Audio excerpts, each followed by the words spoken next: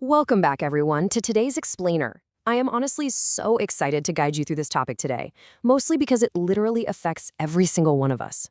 Look, if you've been paying any attention to your local landscape lately, you've probably noticed this massive, highly visible explosion happening out in the real world. I'm talking about the rapid construction of these gigantic big tech data centers. We're seeing companies, Google, Microsoft, Amazon, along with the federal government, spending billions upon billions of dollars just to build millions of square feet of these huge, windowless concrete monoliths. Right? They're popping up absolutely everywhere, spreading like wildfire across the whole country. But why?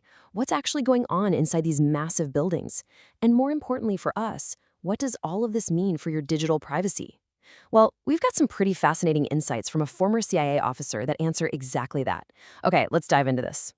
So, to really understand why these enormous facilities are being built at such breakneck speed, we've got to look at the fuel that's driving the whole modern tech industry right now: artificial intelligence. AI is absolutely taking off. And here's a crazy fact that most folks just don't realize. A single AI query, it uses 10 times more energy than a standard Google search. Just sit with that for a second. 10 times.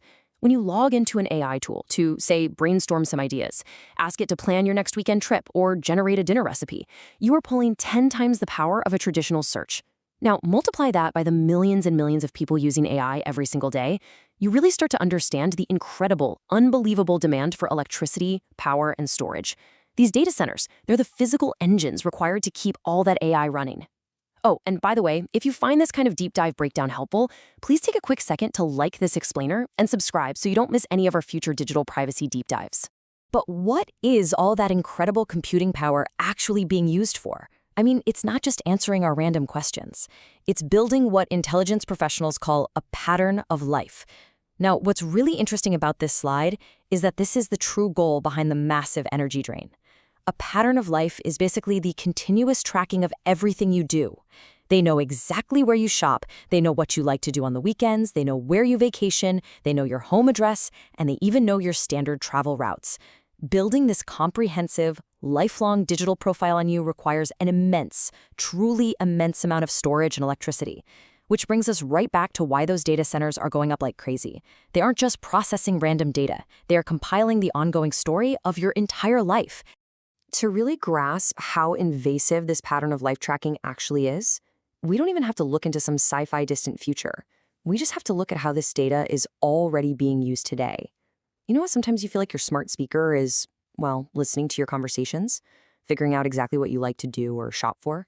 All that data gets fed right into systems that predict your behavior. There's this famous story that perfectly grounds this whole abstract concept in reality. A father actually discovered that his teenage daughter was pregnant, not because she told him, but because the retail giant Target started sending her predictive coupons for baby products in the mail. No way, right? The algorithm literally knew she was pregnant before her own family did, simply by tracking slight, tiny changes in her shopping habits. It's a shocking micronarrative for sure, but it proves just how intimately these companies know you based on the little digital crumbs you leave behind. And this brilliantly illustrates why the US government is absolutely thrilled that big tech corporations are building all these data centers. Look at this direct quote from Jason Hansen, a former CIA officer, explaining this core loophole. He points out they don't have to go through all that legal paperwork. They can just buy the data. You see, it's no big secret that the government spies on Americans. That's not exactly breaking news for anyone. But historically, they had to put in the actual legwork. Now, they don't have to spy on you directly at all. Nope.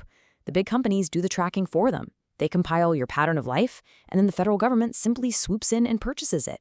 It completely, 100% bypasses traditional surveillance legwork. If we compare the old way of surveillance to our modern reality, it reveals a pretty stark contrast. Back in the day, if the government wanted to know your daily habits, they had to exercise serious legal rigor. They had to put forth massive effort, gather evidence, and actually get a judge to approve a legal warrant. It was a system built with intentional friction, right? Friction designed to protect citizens. But look at the new way. It is completely frictionless. It's entirely legal for government agencies to spend tens of millions of dollars to just go and buy your data directly from these tech companies and data brokers. And hey, even when companies claim they aren't selling your data brokers absolutely are. It is a terrifyingly easy, perfectly legal modern workaround that privacy advocates argue essentially acts as a backdoor to bypass the Constitution. Let's move to and see how this builds over time, because to truly understand the danger of this tracking, we have to look at how this data compounds. Let's trace a quick timeline here. A child is born today. Boom, zero data. But as they grow, the machine starts learning. By the time they hit 18 years old and reach adulthood, their detailed habits are perfectly cataloged. The algorithm knows their politics, their fears, their exact buying triggers. By midlife, say at 35 years old, they have a highly valuable, perfectly predictive profile. Just imagine what these massive corporations and the federal government will know about a child born today by the time they're 35. The data just gets more and more valuable every single year. And because this affects our families and the next generation so deeply, please take a quick moment to share this explainer with your family members so they can understand exactly what's happening too. So, what does this all mean? Well, it brings us to the most critical question of all. So, how do you stop it? It's super easy to feel completely overwhelmed by billions of dollars of data centers and massive government loopholes. But listen to me, you are not powerless here. There are practical, easy, baby steps you can take today to protect yourself and your family. Now, before we transition into these highly effective solutions recommended by a former intelligence officer, just a quick reminder to hit that subscribe button if you're finding value in this breakdown. All right, let's calmly and systematically look at exactly how we take our privacy back. Okay, step one is establishing your digital privacy defenses. First thing, you've got to remove your information from the data broker websites that are actively selling it. Our source, former CIA officer Jason Hansen, highly recommends using automated data removal services like Delete Me to essentially force these brokers to take your data down. I mean, you could spend 24/7 trying to manually remove your name, your address, and your daily routine from dozens of sites, but a service like that just automates the whole shebang. And as a quick heads up, you can actually use the code Hansen for 20% off Delete Me.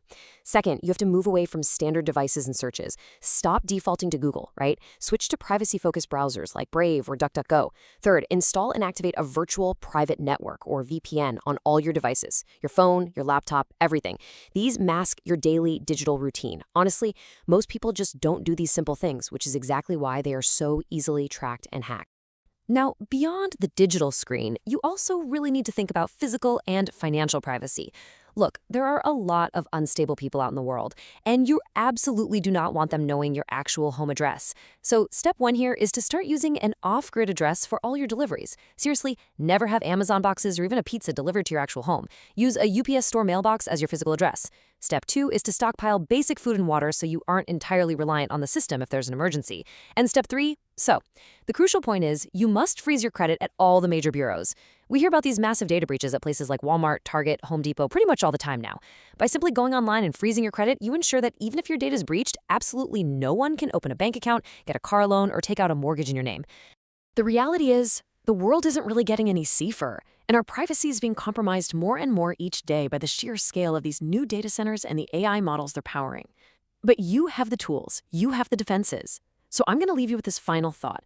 Will you let them write your pattern of life, or will you take back the pen today? The steps we've outlined are super easy, and literally anyone can do them. Please take your privacy seriously, starting right now. Thank you so much for joining me for this explainer. If you want to keep empowering yourself with knowledge, don't forget to hit subscribe. Stay safe out there, and I'll see you in the next one.